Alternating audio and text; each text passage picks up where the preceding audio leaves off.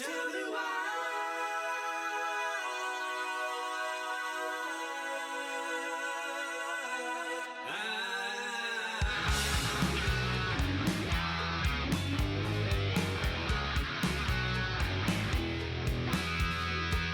Welcome back to another edition of Hafeman Brothers Talking Packers, talking playoff Packers, and some other stuff.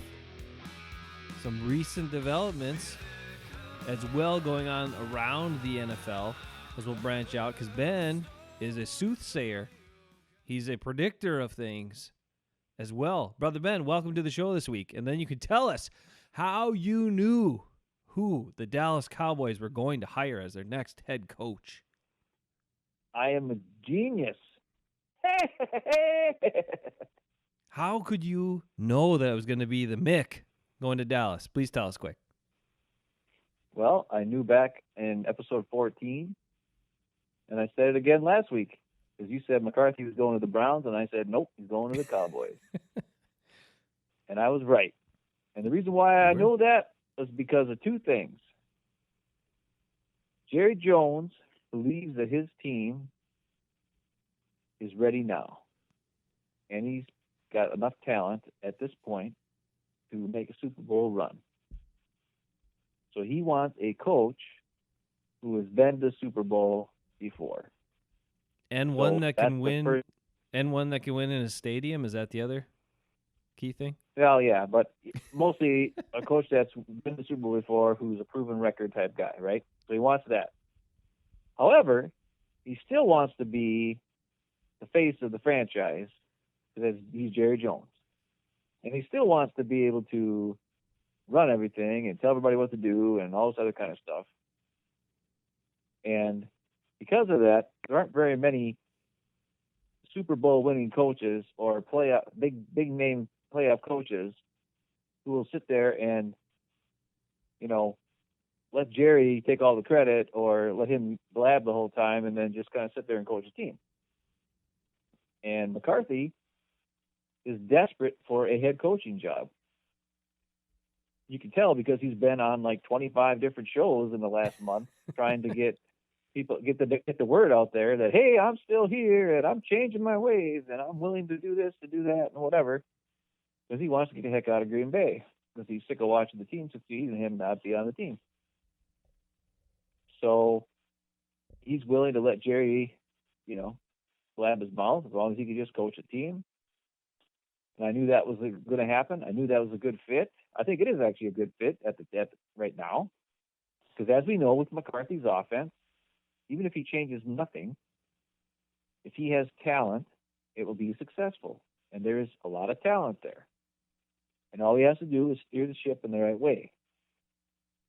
The problem is Jerry Jones going to let him get whatever coaches he wants on offense?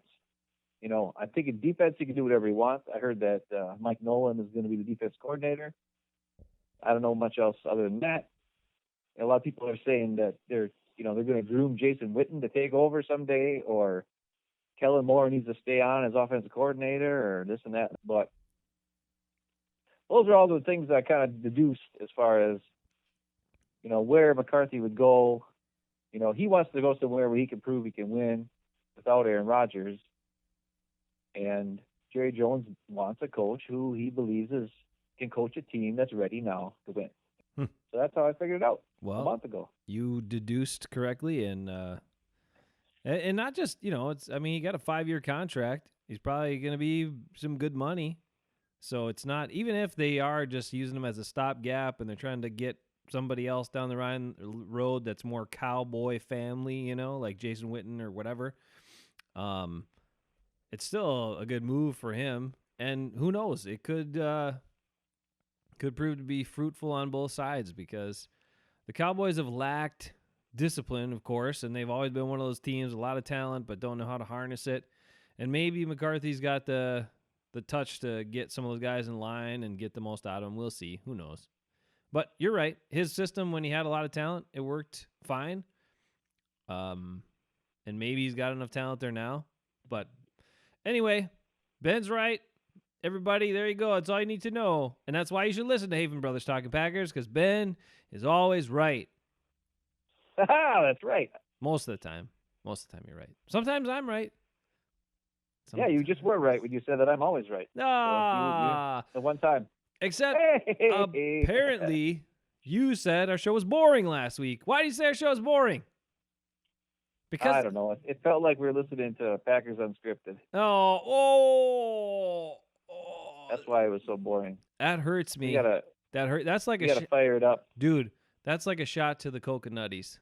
That hurts me. I know. That's because Spofford and Wes Hodkowitz are two of the most boring dudes, especially for Spofford. He's a nice guy, but man, is he boring. Yeah. I mean, they know some stuff, but So they're kind of boring. But the thing is, I was doing research last week. For the first time, I did research.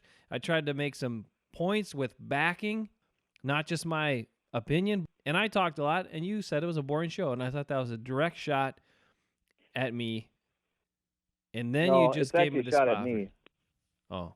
It's a shot at me because you're normally boring. I'm the one who picks up the show, and I let everybody down last week, and I just have to say I'm sorry to everybody who listened. All right. That I sucked so bad last week. I was boring. Well, you're boring right now. Pick it up. Pick it up. Boring. All right. We got some stuff to get to here. Around the league. Let's do a quick recap around the league before we get into Packer stuff. We already did our Mike McCarthy business. Yep. Now, a wild card weekend was pretty wild, including the Vikings upsetting the Saints. The Saints, who everybody was saying is a dominant team, one of the two best teams in football, blah, blah, blah, blah, blah, blah, blah. And what did I say? What have I been saying for weeks? And what did I say last week? I'm like, you guys don't know. Nobody knows because anything can happen any week. And even though maybe the Vikings haven't been as good of a team this year, they beat them. They did it, and they beat them. And anybody can do it. And that's, again, another reason why you should be a little bit afraid, but a better reason why, despite the way the Packers have won, you should believe in your Packers because that is it. This game, no one actually knows. There's so many variables, way, way, way too many variables to take into account. You know, turnovers. How's the team going to approach? What are the tactical advantages? What are the strategies other teams are going to use? Like Mike Zimmer made some really good adjustments and different tactical advantages that he saw that he took advantage of in this game. And the Saints screwed up by not using Taysom Hill enough. Those things are all things that can happen. So believe in your Packers. Enjoy it. But anyway, what did you think about, first off, the Saints and Vikings game? Well, I think that was the key, was to get pressure up the middle and moving Daniil Hunter and Griffin inside a bunch and kind of send them up the gut, just messed with Drew Brees. And we've seen it for the last couple of years where Drew Brees cannot pass the ball downfield. I mean, he just doesn't have anything left on his passes downfield. So the Vikings weren't worried about it. You know, they were covering 15 yards, and that's about it. They're like, whatever, we're gonna jump every route. We're gonna take away the middle, and we're gonna not blitz you, but send guys up the middle and play coverage. And Brees had nowhere to go with the ball. Kamara wasn't really doing much. Cooks wasn't doing much, and Thomas wasn't doing hardly anything. I mean, it was just the only guy who could do anything for the Saints was Hill. You know, when he was in there, he was running over dudes and catching passes and throwing passes and making tackles on special teams. He was doing all kinds of crazy stuff. So good. And this is the thing that it proves to me that either one, coaches are stubborn, or two, they just get like too attached to a certain player or a certain idea and they won't go away from it. Even when your game and your season is on the line. The drive where Drew Brees kind of just lost the ball and kind of just fell out of his hand, Taysom Hill was in that drive and he was moving the ball. And then they took Taysom Hill out, put Drew Brees on, and that very next play he fumbles the ball. It's like, what are you doing? And that's the type of thing that I'm worried about with the Packers, because you brought it up last week where Tanya wasn't in the game for the first half. Jimmy Graham was dropping balls. And Geronimo and MVS are in there, and Kumero's not.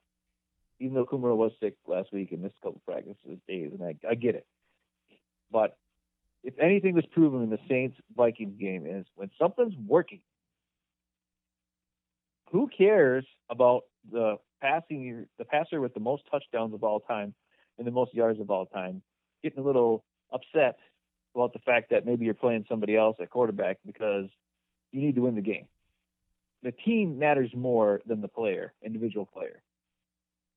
And that's something that coaches and players need to realize when you're in the playoffs and it's like one and done type thing. And the Saints didn't do it. The Vikings couldn't stop Taysom Hill. And yet still they kept playing Breeze. And they should have been not doing that. They should have been playing Taysom Hill. And I mean, the Vikings ran the ball. Kirk Cousins has some nice passes, which we all know can happen. Like when Cousins gets time, when they're running the ball, Cousins is a good passer. He's accurate. He's got a very good deep ball. He makes good decisions. And that's kind of what the Vikings did. That's their way of winning games. Yeah, and he made some great throws, including the last two that he made of the game to get him in scoring position in overtime, and then when they couldn't run it in, to throw it to Rudolph. And get out of here. I'm not a Minnesota fan. Everybody knows that. But get out of here trying to say that's pass interference. Get out of here. Kyle Rudolph's just trying to run to the corner. The defensive player engages with him first, and he's just trying to get his arms off him, so forget it. Don't even come to me with that. That's legitimate. The Vikings won. They did great. Their defense played well, and the Saints screwed up by not using their awesome weapon, Taysom Hill, which we want the Packers to not screw up by not using their awesome weapon, Aaron Jones, enough. So Matt LaFleur, learn from Sean Payton's mistakes. Use the heck out of Aaron Jones, man. Because when you got a super weapon, you use it. You use it. It is the playoffs. It is do or die time. You do it. You play your best guys. I mean, hey, now the Saints are done. It's their own fault. And the Vikings have a chance. I think it's a good matchup with the 49ers. I do too. I do too. I like it. So, I mean, I think the Vikings have a very good chance of winning. I do too. How fun would that be to have? Yeah, I mean, the Packers have another home playoff game if they can win this weekend against the Vikings. Oh my gosh, that'd be terrible. That'd be crazy. I'd love it. It'd be good, but it'd be scary me because Packers beat the Vikings twice this year, and it's hard to beat somebody 3 times. That's all nonsense. You beat them if you play better than them. You beat them. That's what football is. Whoever plays better wins. Sometimes. I'm gonna be like coaches now. That's football. That's Mike McCarthy. You're going to hear a lot of Dallas fans. Dallas fans aren't very excited about this hire, and a lot of people, but it might turn out to be the best things for him. Also, hey, I love you, Tennessee Titans.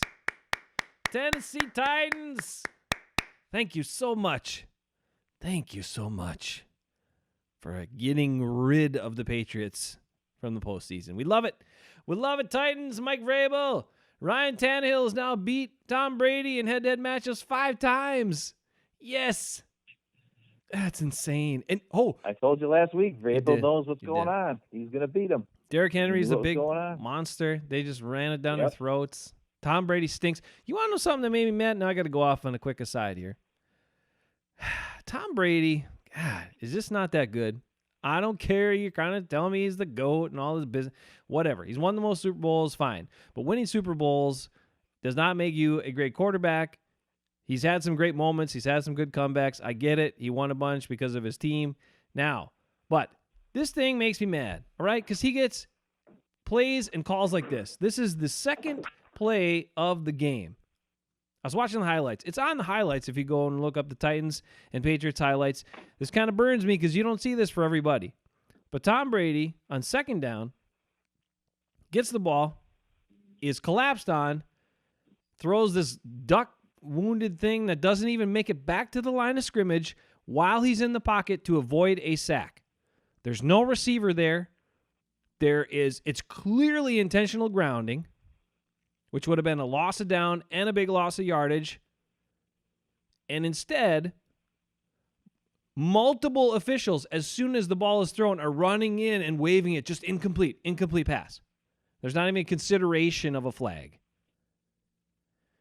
And that's some BS. I don't care who you are. That's BS. The Patriots then had an easier third down to convert, and they got it, and their drive continued, and they scored on that drive.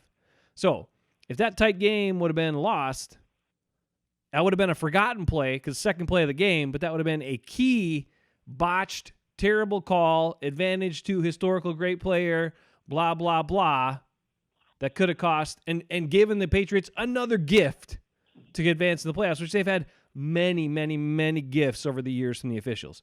Ask Charles Woodson about that and others. Anyway, just had to get that out because I saw it and I was so mad. And I went back and I looked at everything and I'm like, come on. That is clearly intentional grounding. Aaron Rodgers gets called for intentional grounding, even when he makes better plays than that. But that was ugly and terrible, and I'm glad the Patriots are out. See, you said I was too boring last week. I'm glad they're out, too. I don't really care one or the other. I think that the Titans are a good matchup with the Ravens, too. Like, to be honest, like this weekend, pretty much every game is like a really interesting game to me. And the Titans are a team that want to just, they'll do to the Ravens what the Ravens do to you. They play good defense. They run it down your throat.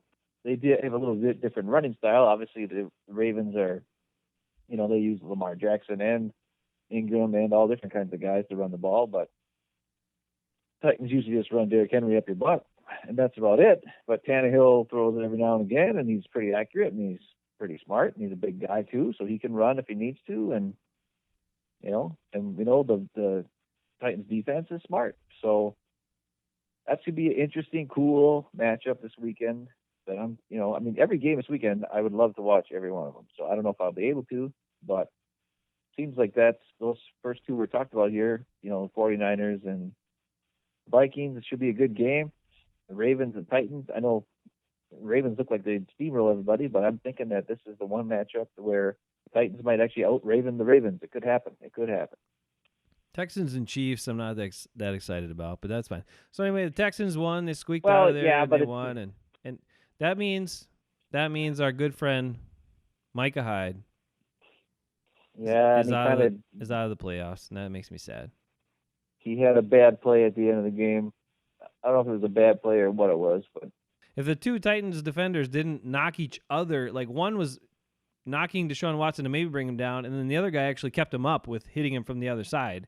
And then he spun out of it, made an athletic play, and then Hyde was out of position because of all that craziness. And anyway, but it's just sad. Mike is an awesome guy, and we're sorry. The Bills aren't good enough yet. But anyway, maybe next year, Micah, we'll pull for you, buddy. That's what Chris Sims was talking about in that particular play. He's like, as awesome as that play was, it also is showing you one of the weaknesses of Deshaun Watson, is that he doesn't see the blitz. Like, he doesn't read the blitz coming. He doesn't know it's coming. And it happens all the time. He got sacked 7 times in that game. Think about that. A guy who's supposed to be pretty agile and able to move around the pocket got sacked 7 times because he's not able to read defenses when the blitz is coming. And on that play, he should have went down, but he got lucky that the linebacker hit him from the other side right before he was falling down, which bounced him up and just spun around. And next thing you knew, he was out of there, and that was that. And Patrick Mahomes should be able to beat him, but I think the Chiefs would be able to beat them. But you never know. I mean, when you've got all those weapons at receiver that the Titans or the Texans have, it's tough to cover all those guys. And we know the Chiefs give up a lot of points. So that's a matchup. I mean, it's probably the weakest one, I think, of the weekend. All right, before we move on to the last one, okay, I have to say two things. Seahawks got a gift. Yeah, two things, though. One is Tom Brady and Drew Brees are now both free agents. Their contracts are expiring. So they're both free agents. And, of course, a lot of will they sign back with their teams, all that sort of stuff. But there is some pretty heavy speculation that Sean Payton in New Orleans might want to move on to Taysom Hill. And based on what we saw, that might be a good move. So that would be a really crazy development in the league. Tom Brady and the Patriots, who cares? Second thing I have to bring up, I know we don't watch him or really listen to him because he's such a ridiculous joker.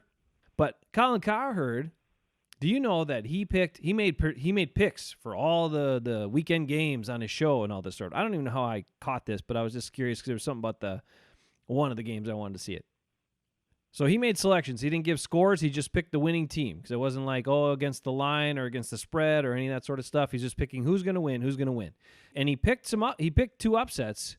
But do you know that he picked every single game wrong. All 4 of the games he had wrong. A guy who makes many, many, many, many dollars talking sports all the time, and who has done this, a radio program with this sort of crap for, I don't even know, 10, 15 years, whatever it is. So this is going to bring me back to my point. This is why we don't make all these big predictions about games, because nobody knows. I don't know. Ben doesn't know. Well, Ben knows some stuff. You don't know. Nobody knows what's really going to happen in these games. There's way too many variables. But I just love it, the fact that a jerk like that picked every single game wrong. And do you think anyone's going to call him out on it when he does his show this week? No. He'll never have to answer to it. That's the dumb part about it, right? The other part that makes me a little crazy is that all these shows and all these people spend so much time talking about these games and then predicting them, and most of the time they're wrong. So what's the point? That's why here at Hafeman Brothers Talking Packers, we don't spend a lot of time predicting the games. We tell you different things that might happen in the game, and then we say, if the Packers do this, they should win. If they do this, they very likely will lose or have struggles. So those are the kind of things we talk about, because the variables matter.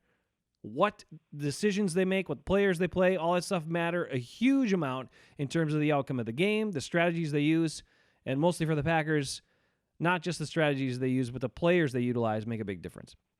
So anyway, just love that Cowherd was wrong on all 4. Took a little joy in that. That was fun. Oh, and I have one more prediction. Here's my prediction. I'm going to make one. It's not a game prediction. But what about this, Ben? I talked about Drew Brees maybe being moved on from and being a free agent, and if he wants to keep playing. What if he goes back to the Chargers to finish his career? That would be pretty wild. I don't care. I wouldn't care. You forgot that Phillip Rivers and Eli Manning are both free agents too. Oh yeah, but they're and Teddy Bridgewater, he's a free agent. Teddy Bridgewater, free agent. Oh, well, they might. And there's Taysom Hill's a free agent, but I think he's restricted free agent. Yeah, he is. There's speculation they might see, like, if Teddy Bridgewater wants to come and play part-time quarterback, that they might bring him back for that reason, and have Hill be kind of the main guy. But then when they want to use Hill and different stuff, then Bridgewater would be the quarterback. I don't know. We'll see. Anyway, that could be fun. Ryan Tannehill's going to be a free agent too. Man, that's crazy stuff. There's like a ton of like veteran free agent quarterbacks. That used to never happen. I mean, I'm not never, but it was never a bunch like this. You know, people would hang on to guys. The quarterback contracts are so ridiculous nowadays. Like, you're paying, guys that aren't even, like Jared Goff, who's not even any good, is making tons of money, right? Like way more than he makes more than Aaron Rodgers. Like, why? The guy's not good. Like, it makes no sense. All right, last game was the team you wanted. The Packers got the team that you wanted them to get. Yep. Here they are. They're coming to Lambeau Field. The Seattle Seahawks. Packers have had so many encounters with them in recent memory. So it will be interesting to see how that game unfolds. Dude, there's some crazy stats that weird. The Seahawks, like, their running backs had 17 carries for 19 yards. Think about that. Like, that's awful. They are the most sacked team in the NFL this season. I think it was like 58 or 48, something like that, sacks that were given up by the Seahawks offensive line this year. So they can't run. They can't pass protect. How are they winning? How do they win 13 games or whatever they won? Like, I don't get it. It doesn't make any sense. And they've lost all their, I guess maybe because they lost all their running backs, right? They lost three running backs, all got hurt like in the last couple of weeks of the season. Yeah. And that's why they went and grabbed Marshawn Lynch off the couch and gave him some Skittles and said, here, run the ball. And there you go. But it's like, what the Packers need to worry about on offense or on defense is whatever your DK Metcalf is, put another guy with him. Put two guys on that guy. Because Russell Wilson just runs around and then just throws as far as he can wherever DK Metcalf is. Okay? So do that. Number two, if you're going to play man, you've got to have a spy. Because Russell Wilson will run for first down and third down every dang time if you don't have a spy looking out for him. The Packers have got to do those things.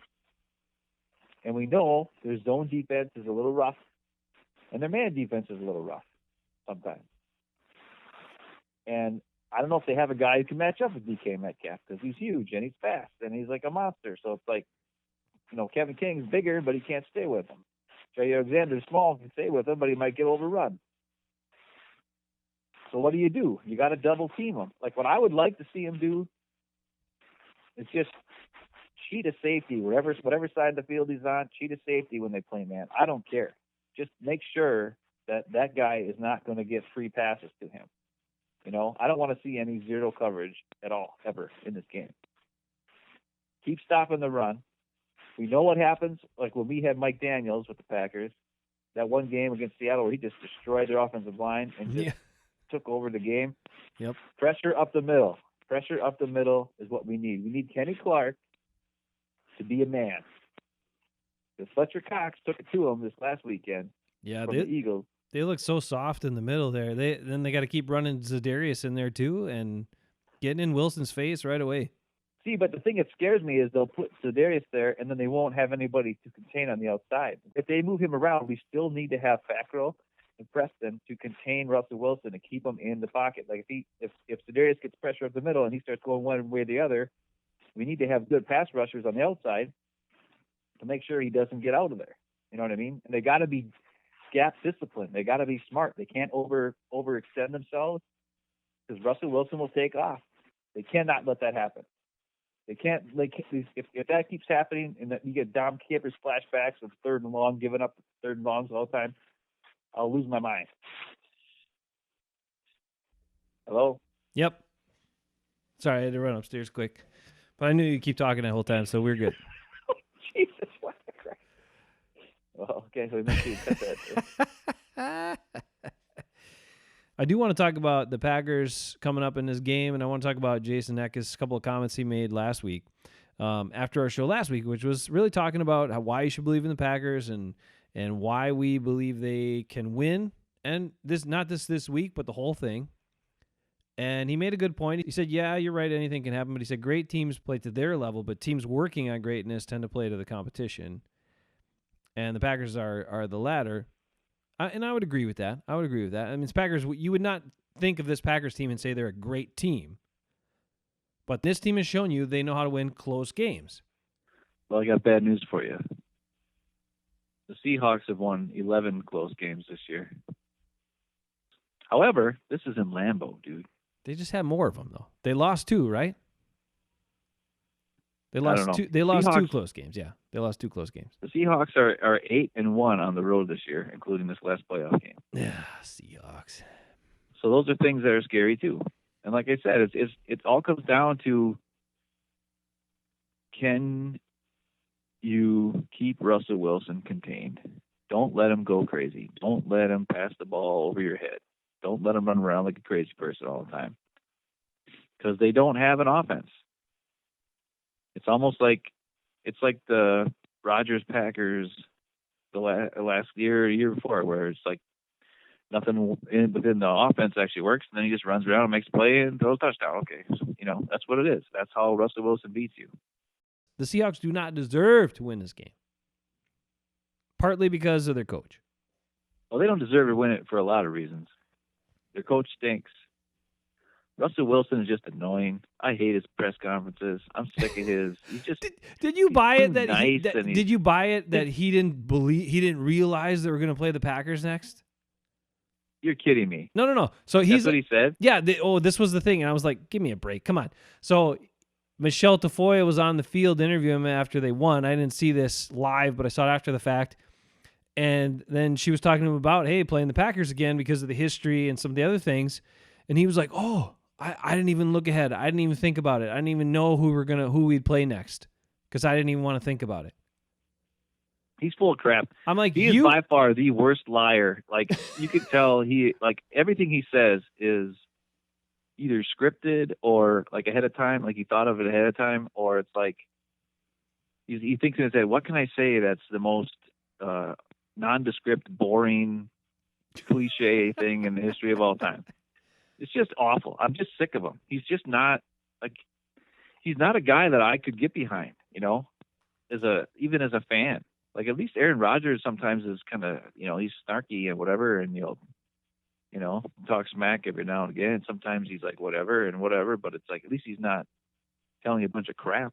Russell Wilson's just he's fakey, man. He's a fake. Oh yeah, yep, I agree. Fake son of a gun. I don't care what you say, and that's why Richard Sherman and all those guys they're just they're sick of him, and that's why he was down in San Francisco, and he's like, I ain't dealing with you anymore, and Thomas is over in with the Ravens, and all those guys that were on the defense they didn't like him because they felt like he was just not a genuine guy. He was like a butt kisser, and I don't like him.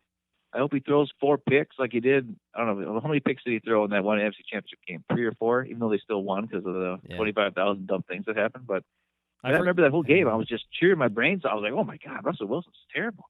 He was throwing pick after pick after pick. They were losing. It was awful. And then, listen, the Packers deserve a win against the Seahawks for all the garbage they've had to take from them. Because, we beat them in the regular season in Lambeau, but that's not the same as knocking them out. They knocked us out. The Seahawks make me sick, and it's really sad because I used to be a Seahawk fan because I like Matt Hasselbeck and I like Mike Holmgren. And then they shooed Matt Hasselbeck out of town, and they signed Matt Flynn because they thought he was going to be good, and then they drafted Russell Wilson in the 3rd round, and then he went and butt kissed his way up to be a starter, and now he runs around like a crazy person and wins games by the seat of his pants when, they can't even run the ball and they can't do anything. And their big defensive signing or trade, whatever, for Clowney, and he goes and cheap shots Carson Wentz and Anthony Barzum. If I was a Seahawks fan, I couldn't get behind that team. It's just they're annoying jerks, and they need to lose. I don't care. This is not a Seahawks podcast. It's a Packer podcast. When people hear me, they should know Seahawks suck. I'm sick of this crap. This is what I wanted to see. I wanted the Seahawks in Lambeau this weekend, and I got it. And we need to take them out. I want a blowout, Jason. I want Russell Wilson to have the worst game of his life. I want Zadarius Smith to hound him over and over. I want to see him fumble. I want to see him throw stupid balls. I want to see everything you can imagine. I want to see Pete Carroll go through 20 packs of gum in this game because he's so dang nervous. That's what I want to see. That's what I want to see. And I want to see Tremont get offense, at least 1 pick against him. Yes, Tremont needs to get a pick. He deserves it. That play, that wasn't his fault. No. It was 0 coverage, and he had good coverage. It was just a perfect pass to Russell Wilson. Russell Wilson's not a bad player. He's a good player. I'm not saying he's a bad player. Yeah. I don't like him. I don't care if he was a Wisconsin Badger for 1 year. Don't matter to me. I didn't go to Madison. I went to Eau Claire. He was a rental. It was a 1-year rental under the jerkiest coach the Badgers have had in my lifetime. No loyalty, as he just bolted from the Badgers and all that stuff. And Bielema was the one who convinced Russell Wilson to come to Wisconsin for 1 year, his 1 year of eligibility. So put those pieces together. If you buy Russell Wilson's act, you're full of crap. And if you need any more substantial reason not to buy it, just think about the person that brought him to Wisconsin, Brett Bielema. Those two deserve each other, just like Pete Carroll and Russell Wilson deserve each other. And so based on all that... I don't think Russell Wilson's a bad guy. I think he's a bad guy. You know why? Because we don't yell enough on this show. That's what I heard. We're not fired up. We're not yelling enough. So dang it, that's it. He's a bad guy. And he's got terrible hair. What else do you want? He does have terrible hair. I will give you that. I don't know what's going on. That is a bad hair. He's got the Jerry curl thing, and then 1 week he's got like some weird poofy frou flop. I don't know what that is. He needs to do something. He's probably an haircut. He's probably an okay guy, but he should just be himself and not be so fake. That's all. He just seems so fake. It's ridiculous. Fake. Yeah, he is. It's the most fake thing I've ever seen. Like, he needs an acting coach, like really bad. Like, if you're gonna act that much, get a coach so you don't suck so bad. Okay, come on. Whatever. I don't know. That has nothing to do with football. It's got to do with just me annoying with him. But whatever. And the other key thing, Mom doesn't like him. Oh yeah, Mom can't stand him. And Mom doesn't like him. That's why when Dad drafted him this year. Dad drafted him a couple years, like 3 years in a row, I think. Oh. Yeah, Mom gets mad every time. I'd be mad too. I don't touch him. I don't ever draft him. Never drafted Tom Brady. Never draft. Of course, who do I draft? Baker Mayfield this year. So what do I know? Baker Mayfield sucks. You know who else you Whatever. drafted? Aaron Jones. Aaron Jones is the And man. Jones is good. All right, you're right. I want I to see a drafted blowout him. too. And you know what I think is going to happen this week? Or what I want to see happen this week is because I believe in the championship game, the Packers' defense is going to have to be the difference. So this week, I believe the Packers' offense is going to have to be the difference. So I want a dominant offensive game this week. Well, the hardest part about the offense for the Packers to be successful is that the Seahawks' strength is their middle linebackers. And when your middle linebackers are your strength, I don't know how good the Packers will be able to run the ball. I really don't. Bobby Wagner not like- still gets around a lot. He still covers Bobby a Wagner is lot of awesome. ground. Yeah, he And covers a lot of ground. Who's the other guy? J.K. Scott or whatever the hell his name is? I don't know No, that's his the name. Packers punter. But yeah, KJ No. KJ Wright is J.J. Wright. There you go. Yeah. You know, But what I'm saying, they're both good. They're both like fast middle linebackers that can get everywhere. They're like the opposite. The Seahawks defense is the opposite of the Packers defense. So where they have to attack is downfield.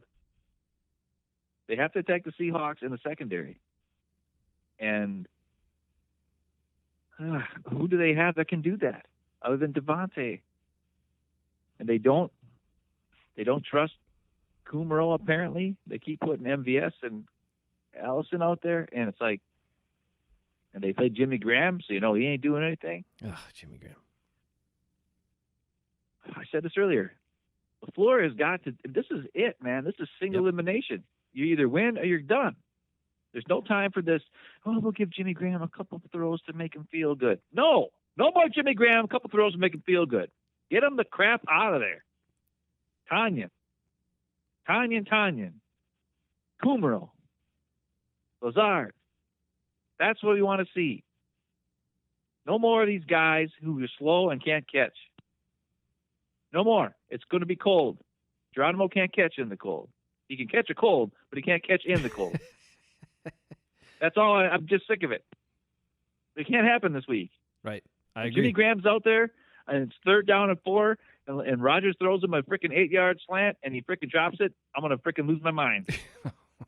You know, I'm going to lose my mind. you know that's going to happen at least can't once. take it. At least once, you know that's going to happen. Oh, Okay, man. but when it happens, get him the crap out of there. Yeah.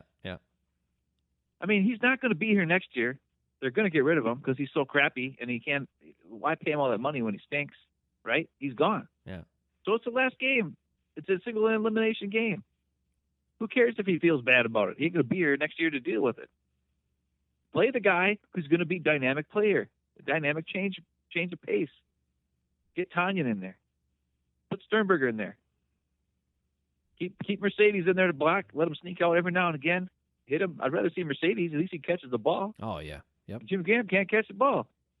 That's another thing. I was thinking about that at the last play of the Vikings game against Saints.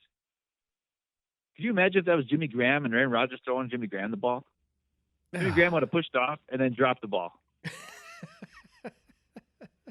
He would have. He would have never caught that ball. You- Or he would have caught it, and by the time he actually caught it, his feet would have been out of bounds, and it would have been incomplete because he didn't have complete control of the ball before he stepped out of bounds, or something like that. You know what I'm saying? Yeah. Those are the kind of things that happen that are just like, cut it out. The other thing, I need to see this. Preston Smith has disappeared for like a month. Like, I don't know what he's doing out there, and I'm calling him out. Remember, he used to call out guys earlier in the Packer Dang. podcast we did. I'm Oh. calling out Preston Smith. Calling out Pro Bowl alternate Preston Smith.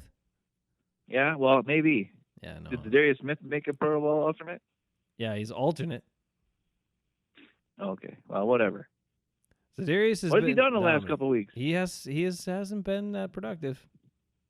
He hasn't even getting And that much pressure. And it still really. goes back to that last play of the Bears game where I watched him just jogging up the side, goes up to frickin' Trubisky, who has the ball, hugs him, and doesn't tackle him. And then Trubisky pitches the ball and it goes and almost scored. And he was just lollygagging around. So was Kenny Clark. They were both there to make a play, and neither of them made the play on Trubisky on that last play. And they could have. And this is it. This is the time. There's no more second chances. Every play should be played like it's the last play of the season, because it could be.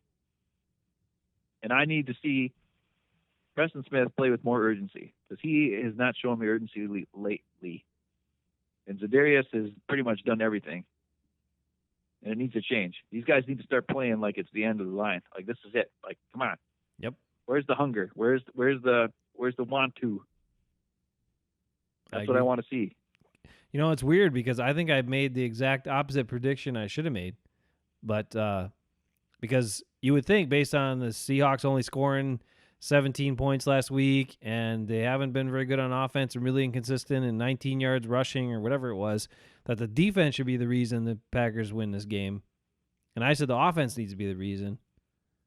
But I'm sticking with it because it's opposite. It's opposite day. They're going to shock them. They're going to surprise them with some wild plays, and they're going to use the running backs in the passing game. Maybe we'll see Danny Vitale back in and get a couple throws. Maybe Jamal Williams and Aaron Jones will be featured more, and the offense will work efficiently throughout the whole game, not just part of the game. And maybe we're not going to have all these shots to guys that we shouldn't be taking shots to. Jimmy Graham, MVS, Geronimo. They can play their role in the game, but most of the time, it should be blocking if they're going to be in there. So that's what we got to see. And the Packers can do it. Packers can do it. I'm going to say it. I shouldn't say this, but I'm going to say it. It's recorded. I believe that the Packers are going to blow them out. They're going to blow them off the field, dude. It's going to be like 35-10. So you're telling me, hold on, I'm holding you to this. You're telling me the Packers, who've played a bunch of close games, are going to take a team who's played even more close games and not let it be a close game? They're going to blow them out? They're going to blow them out. That makes no sense. That makes no sense at all. Rodgers is coming back. Rodgers is found. He's going to find his stuff. He's going to find his rhythm. Guys are going to catch the ball. I hope all that is true. They're going to have the urgency. They're going to look at Pete Carroll's chewing gum, and they're going to be like, God, that guy is annoying. They're going to look at Russell Wilson and his annoyingness, and they're going to be like, these guys are annoying. Let's just pile drive them. Let's just run all over them. Let's just destroy them. And they're going to. They're not going to let Marshawn Lynch run all over them. They're not going to let that stuff happen. They cannot. They need to destroy Seattle's soul. And they're going to do it. And if they don't, then I'm going to cry a lot. I like it. Blow them out. Do what no one will predict. Everyone's going to say there's going to be a close game because all the way these teams have played all year long and all that. And then it's going to be a blowout. And then you're the only one on record to have predicted that to happen. It's time for a blowout, dude. The Packers haven't blown out anybody. It is time. I mean, the Raiders, I guess, but that's only because Derek Carr was dumb and fumbled the ball. Otherwise, what's another blowout? The Giants, I guess, but that's only because the guy threw a pick and Tremont made a great catch. It wasn't really a blowout. It looked like a blowout at the end because the score was so different, but it wasn't really a blowout. Right.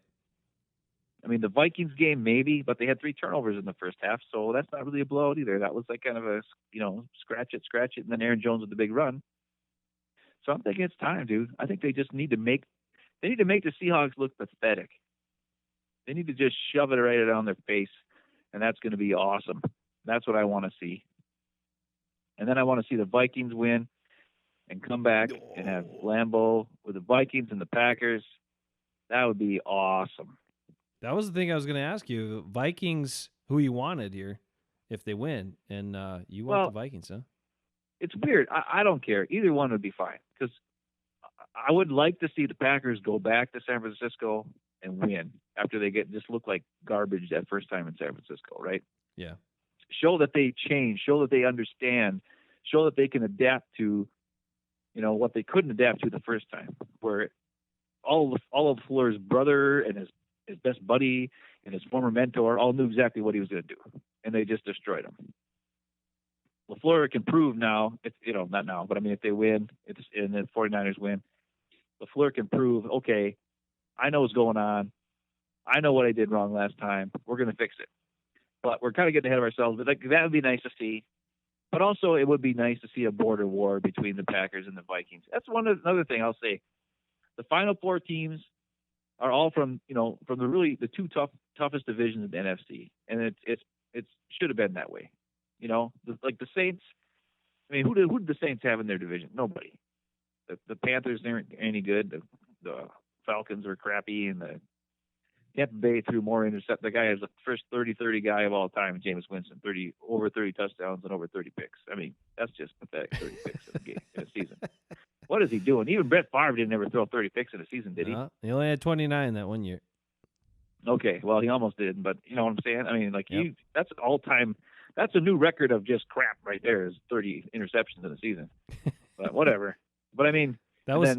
They go back. NFC East is just garbage too. So it's interesting because the NFC West has the former NFC champs, right?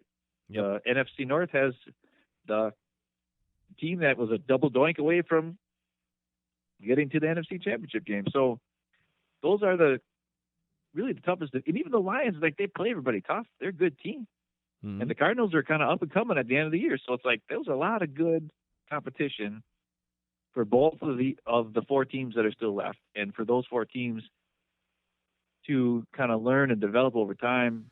And it's going to be a great game on both sides with the Vikings, 49ers, Packers, Seahawks. But it'd be way better if the Packers just blow the crap out of them. Let's do it. That's all we got time for this week. For Hafeman Brothers Talking Packers, buckle up for Sunday, the last game of the day. We'll know Saturday. The other game is on Saturday, so we're going to know who the Packers will play if they win already going into that game. But they're going to be dialed in on the Seahawks, and let's hope Ben is right. You heard it here first in Hafeman Brothers. Ben is predicting a blowout win. That's what he wants. That's what he thinks the Packers can do. Let's hope he's right. Well, I think there's a chance, dude. You know that. Yes, of course there is. is. Seahawks have a lot of flaws, man. If the Packers do all the things that they should do, they can blow them out. All right, so that's it for this week's Hafeman Brothers Talking Packers. Enjoy the game Sunday. Packers in the playoffs. Brother Ben, thanks for your time again. Thank you for listening. Subscribe, like, comment, and check us out again next week. Come on,